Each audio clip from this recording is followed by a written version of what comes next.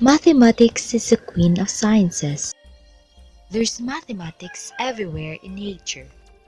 Show a place, a thing, metal, energy, force, and many more.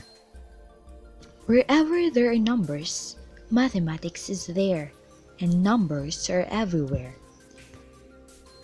As we discover more and more about our environment and our surroundings, we see that nature can be described mathematically. The beauty of a flower, the majesty of a tree, even the bricks upon which we walk can exhibit different patterns. Yes, nature is indeed full of beautiful patterns. Symmetrical, fractals, spirals, and tessellation.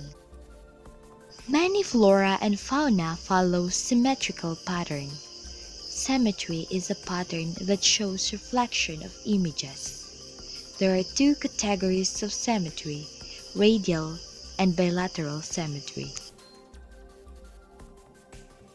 These are examples of fractals.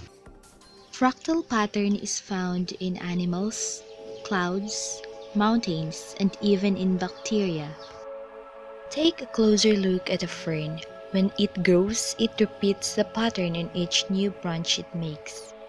Fractals are even found within our body. Fractal pathways are the most efficient way for us to get nutrients and information to and from all of our cells. Fractals appear everywhere in the world of microscopic levels under the water, in the air, and even in outer space. Spiral is a pattern that moves around at a central point and continuously widening.